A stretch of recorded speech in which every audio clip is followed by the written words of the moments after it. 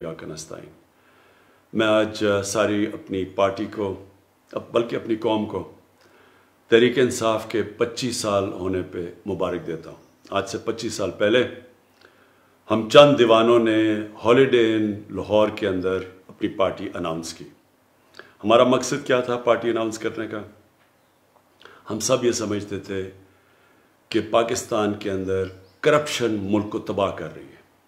पहली दफ़ा एक पार्टी किसी ने करप्शन को एक मेन नेशनल एजेंडा पे लेके आया। मैं एक पॉलिटिकल साइंस मैंने पढ़ी थी यूनिवर्सिटी में, उसके अलावा मैंने बरतानिया में प्रोफेशनल क्रिकेट खेली थी। तो मैं इस नतीजे पे बहुत पहले पहुंच चुका था कि एक कौम वसाइल की कमी की वजह से तबाह नहीं होती। कौम के ऊपर आप बमबारी कर दें, उसको जंगे हो जाएं, उससे भी कौम निकल आ जाती है। लेकिन कौम करप्शन की वजह से तबाह हो जाती है। और वो क्यों होती है? वो इसलिए होती है। और करप्शन किसकी? दो किस्म की करप्शन। एक तो निचला सरकारी नौकर, पटवारी, थानेदार, एक तो ये करप्शन करते हैं, लोगों को तंग होते हैं इससे। लेकिन जो करप्शन कौमों को तबाह करती है वो जब मुल्क के हुक्मरान, प्राइम मिनिस्टर, वजीर जब वो करप्शन शुरू करते हैं, वो कौम मकरूज होकर तबाह हो जाती है। और ये सारी कहानी है, अगर आप जैसे तीसरी दुनिया कहते हैं, डेवलपिंग वर्ल्ड कहते हैं, आप एक एक मुल्क में चले जाएं तो वहाँ उनके हुक्मरान वही कर रहे हैं जो हमारे हुक्मरानों ने किया और तब कर रहे थे जब मैंने ये पार्टी बनाई। मुल्क का पैसा चोरी करके, मनी लॉन्ड्रिंग करके बाहर लेके जा रहे थे। तो तब मैंने फैसला किया अपने दोस्तों के साथ कि हम एक पार्टी बनाएंगे जिसका नाम हमने इंसाफ रखा, क्योंकि जब इंसाफ होता है तो करप्शन ख़त्म होती है।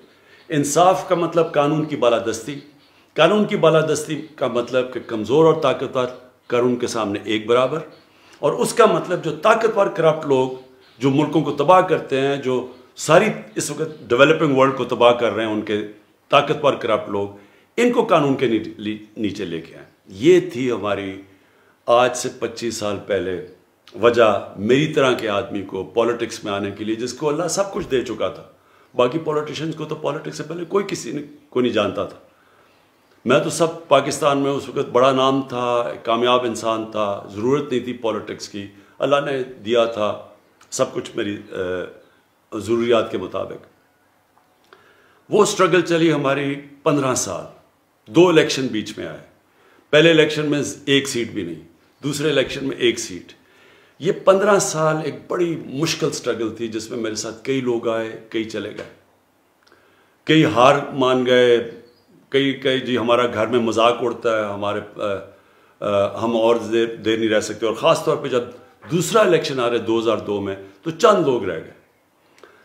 मैं अपने नौजवानों को बताना चाहता हूँ कि क्यों मैंने कभी हार नहीं मानी। 2 वजह थी।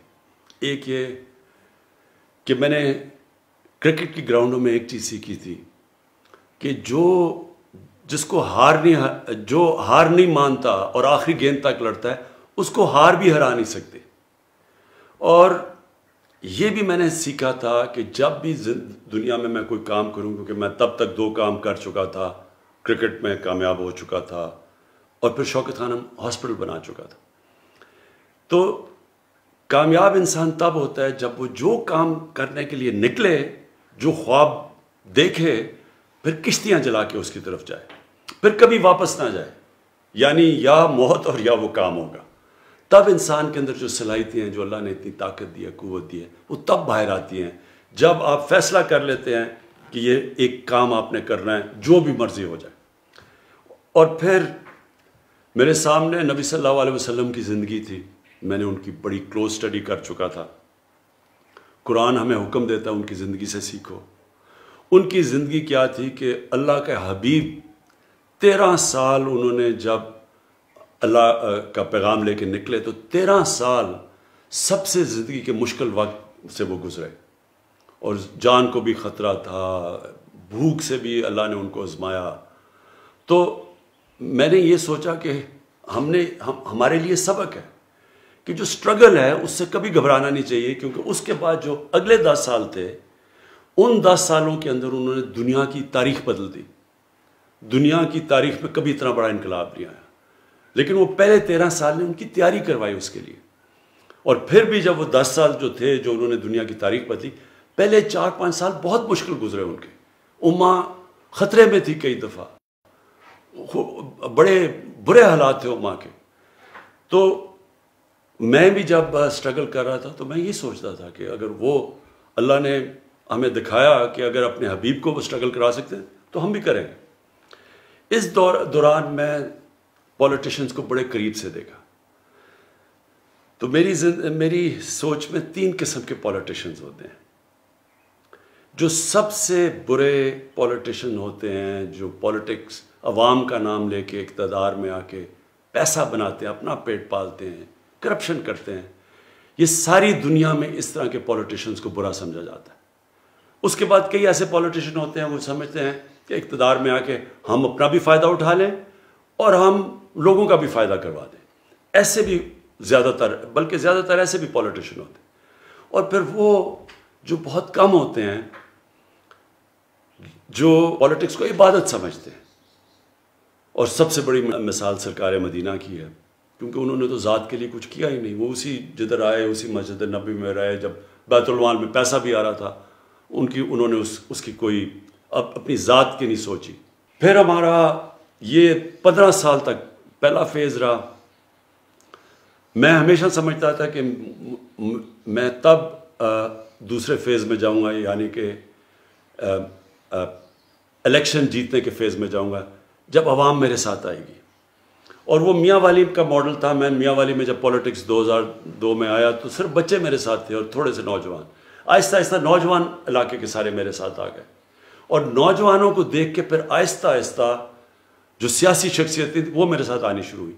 यही मॉडल हुआ जबकि 30 अक्टूबर 2011 में हमने मीनार पाकिस्तान में पहली दफ़ा लाहौर के लोग मेरे लिए निकले। उससे पहले मैं कोशिश करता था, लाहौर के लोग नहीं निकलते थे।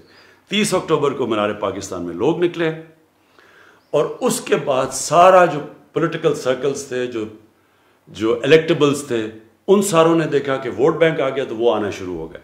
फिर पार्टी बननी शुरू हुई। 2013 के इलेक्शन में हम पख्तूनख्वा में हमारी गवर्नमेंट बनी, लेकिन बड़ी धांधली की गई। उस धांधली के बाद मैंने कहा 4 हल्के सिर्फ खोल दो ताकि अगला इलेक्शन ठीक हो। उसके लिए हमें 126 दिन का हमने धरना किया, पुरअमन था, डी चौक पे हमने। और उस धरने के दौरान और पार्टी बढ़ी, हमें मौका मिला अपनी पैगाम लोगों तक पहुंचाने का।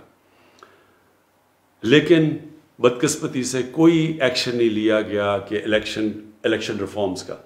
मैं आज आपको कहना चाहता हूं, अपनी कौम को, कि इंशाल्लाह जो अब हम इलेक्शन, जो नई चीज़ें टेक्नोलॉजी का इस्तेमाल कर रहे हैं, इलेक्ट्रॉनिक वोटिंग मशीन्स को अब लेके आ रहे हैं, जो हमने आजमा ली हैं, दुनिया में टेस्टेड है, इसके साथ इंशाल्लाह आप देखेंगे कि पाकिस्तान में इलेक्शन, कभी जो भी इलेक्शन जीतेगा उसको सारे कहेंगे जीता है, और जो हारेगा वो मान जाएगा हार। जब मैं क्रिकेट शुरू की तो हम अपने अपने अंपायर होते थे, मुल्क अपने अंपायर खड़े करते थे, और जो ज़्यादातर टीमें हारती थी वो कहती थी जी हमें अंपायरों ने हरा दिया। मैंने कैंपेन की न्यूट्रल अंपायर्स की, और आज न्यूट्रल अंपायर्स की वजह से और टेक्नोलॉजी की वजह से जो जीतता है वो सारे तस्लीम करते हैं वो जीता है, और जो हारता है वो मानता है। इंशाल्लाह यही पाकिस्तान में टेक्नोलॉजी की वजह से अब अगला ये सिस्टम हम लेके आ रहे हैं। उसके बाद 2018 में हमारी पार्टी जीत जाती है। फिर सबसे मुश्किल फेज़ शुरू होता है मेरी स्ट्रगल का। ये मेरी ज़िंदगी का आखिरी और सबसे मुश्किल फेज़ है। जो भी मैंने ज़िंदगी में सीखा वो अगर मैं ना उस स्ट्रगल से गुजरा होता, मैं ये 2.5 साल ना गुजार सकता, क्योंकि कभी भी किसी को ऐसी हुकूमत नहीं मिली। मुल्क बैंकरप्ट, सबसे बड़े खसारे अंदरूनी और बैरूनी, यानी रिकॉर्ड खसारे, और वो आप सिर्फ जो स्टेटिस्टिक्स देख लें आपके सामने आ जाएगा। कभी पाकिस्तान को इतना मकरूज नहीं था। 4 गुना 10 सालों में पाकिस्तान के कर्जे बढ़े, 4 गुना पिछली 2 पार्टीज़ की वजह से। और उसकी वजह से जो कर्जे बढ़े, उसकी वजह से फिर जो हमें कर्जों की किस्तें, सूद देना पड़ा। तो इस तरह की हुकूमत कभी किसी को नहीं मिली। और फिर हमारे जो फॉरेन एक्सचेंज रिजर्व्स थे वो ख़त्म हो चुके थे, और सबसे बड़ा जो करंट अकाउंट जो डेफिसिट सबसे बड़ा पाकिस्तानी तारीख का $20 अरब। तो उसकी वजह से बड़ी मुश्किल से मुल्क बचा डिफ़ॉल्ट से। हमारे पास पैसे ही नहीं थे कर्ज़ों की किस्तें वापस करने की, और जो हमारी कमिटमेंट्स थी बाहर, और डिफ़ॉल्ट कर जाता तो आज रुपया जो 150 रुपये पे या 154 के करीब है, इसने 200, 250, 300 किधर पहुंचना था हम नहीं कह सकते, क्योंकि सारा फ्लोज बंद हो जाने थे बाहर के। लिहाजा वो बड़ा मुश्किल वक्त था जिसमें हमारी सऊदी अरेबिया, यूएई और चाइना ने हमारी मदद की। अगर वो भी ना मदद करते तब भी हम डिफ़ॉल्ट कर जाते। अल्लाह का शुक्र है। अब मैं आता हूँ कि जो मुझे फ़ख्र है, ये 2.5 साल की स्ट्रगल में किधर है पाकिस्तान। जो हमारा बैरूनी मुल्क जो बैरूनी खसारा है, करंट अकाउंट जो डेफिसिट था, वो 2.5 साल में पहली दफ़ा 7-8 महीने में सरप्लस पे जा रहा है। ये बहुत बड़ा मेरी हुकूमत की कामयाबी है। इसका मतलब कि क्योंकि हमारा अब वो करंट अकाउंट सरप्लस में है, इसका मतलब हमारे रिजर्व्स बढ़ रहे हैं, इसका मतलब हमारा रुपया मजबूत होता जा रहा है, लोगों को कॉन्फिडेंस आ रहा है इकॉनमी में। इसकी वजह से आज पाकिस्तान के अंदर अल्लाह का शुक्र है कि कॉन्फिडेंस इकॉनमी की वजह से वो शो करता है। हमारी जो स्टॉक मार्केट, उसने भी बड़ा ज़बरदस्त परफॉर्म किया है, और जो हमारे शोबे आगे बढ़ रहे हैं तेज़ी से, कंस्ट्रक्शन सेक्टर सबसे तेज़ी से आगे बढ़ रहा है। पाकिस्तान की तारीख में सबसे ज़्यादा सीमेंट की सेल्स हुई हैं। इसका मतलब एक्टिविटी, बिजनेस एक्टिविटी चल पड़ी है। और अल्लाह करे हमें कोरोना से, ये हम जो तीसरा वेव है, इससे हम ठीक तरह हमारा मुल्क, आप सब हमारे साथ मिल के इसके एहतियात कर लें, तो जिस तरह हम अब जा रहे हैं, अब पाकिस्तान आगे बढ़ रहा है। हमारी लार्ज स्केल मैन्युफैक्चरिंग आगे बढ़ रही है, हमारी जो गाड़ियों की सेल्स हैं, हमारी इस वक्त जो हमारे किसान हैं, हमारे किसानों के पास सबसे ज़्यादा खुशहाली आई है हमारे दौर के अंदर। उनको पहली दफ़ा हमने गन्ने की कीमत सही दिलवाई है, रिकॉर्ड उनको गन्ने की कीमत मिली है, उनको गंदम की कीमत सबसे ज़्यादा मिली है। आज देहात के अंदर पहली दफ़ा हमारा किसान खुशहाल है। लेकिन आगे हमने क्या करना है? आगे अब हमने, क्योंकि ये कर्ज़ों का बोझ पड़ा हुआ है, मुल्क ने निकलना कैसे है? मुल्क ने निकलना है वेल्थ क्रिएशन से, दौलत के अंदर इजाफा करना है। वो कैसे करना है? सबसे पहले हम 2 शहर नए बना रहे हैं, एक लाहौर के अंदर, और अभी कोशिश कर रहे हैं सिंध गवर्नमेंट के साथ मिले एक बंडल आइलैंड, और फिर एक लाहौर के अंदर ही एक सेंट्रल बिजनेस डिस्ट्रिक्ट बना रहे हैं। इस सब से गवर्नमेंट पैसा खर्च किए बगैर, private sector, public private partnership से दौलत में इजाफा होगा, अरबों अरबों रुपए का इजाफा होगा, जिससे कंस्ट्रक्शन इंडस्ट्री भी उठेगी, जिससे लोगों को रोज़गार मिलेगा।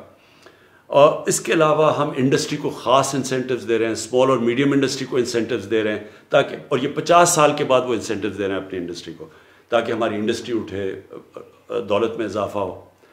फिर हम अपने एग्रीकल्चर सेक्टर के अंदर, अपने किसानों के अंदर, कल मैं इंशाल्लाह किसान कार्ड लॉन्च कर रहा हूँ कि कैसे अब हमने अपने किसानों को उठाना है, उनकी प्रोडक्टिविटी इंक्रीज़ करनी है, और इंशाल्लाह पूरा आपके सामने एक एग्रीकल्चर में, ताकि उधर भी दौलत में इजाफा हो, ताकि मुल्क आगे बढ़े। पर टूरिज़म के अंदर अगर हम सिर्फ टूरिज़म को हम सही तरह लगा दें, इतना पाकिस्तान में पोटेंशियल है, इससे ही हम अपने कर्जे वापस कर देंगे।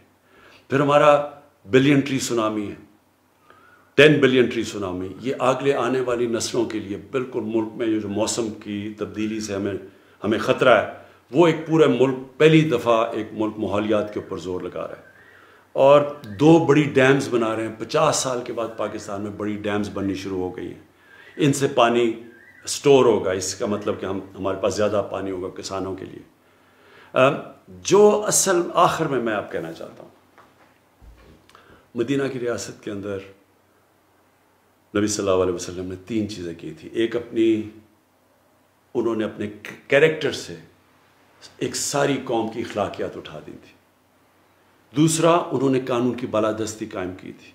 उन्होंने कहा था कि बड़ी कौमें तुम्हारे से पहले तबाह हुई, जिधर ताकतवर और कमज़ोर के लिए, जो मैंने शुरू में बात की थी, जिधर ताकतवर के लिए एक कानून और कमज़ोर के लिए वो कौम तबाह हो जाती है, यानी जिधर कानून की बालादस्ती नहीं होती। और उन्होंने कहा मेरी बेटी भी अगर जुर्म करेगी उसको सज़ा मिलेगी।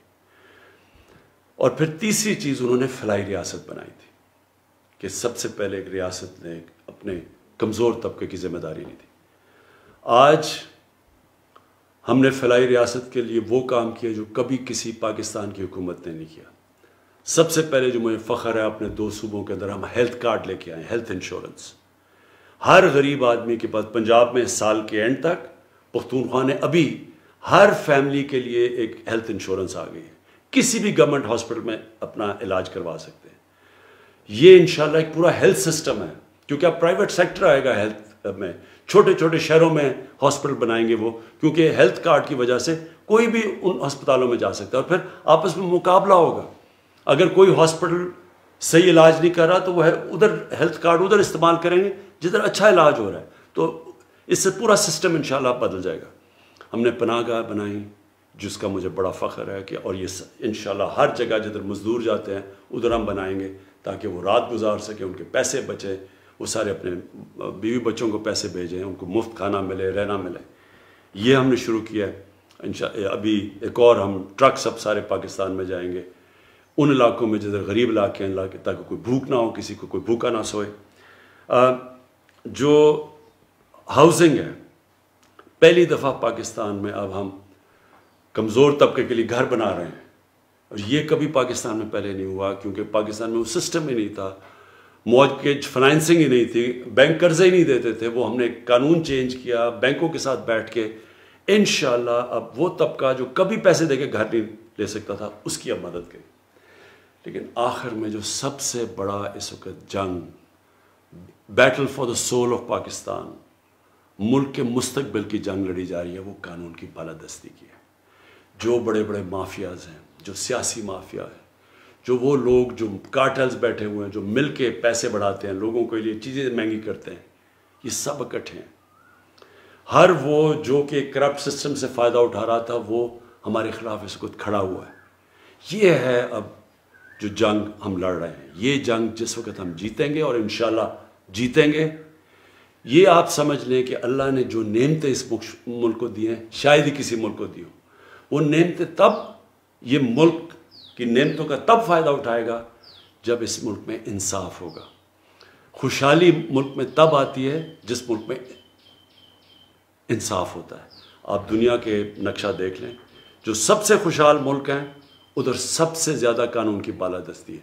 जो सबसे गरीब मुल्क है उधर कानून नहीं है, इंसाफ नहीं है। और जब मदीना की रियासत में सबसे पहले कानून की बालादस्ती आई थी, फिर खुशहाली आई थी, और इंशाल्लाह वही पाकिस्तान में होगा।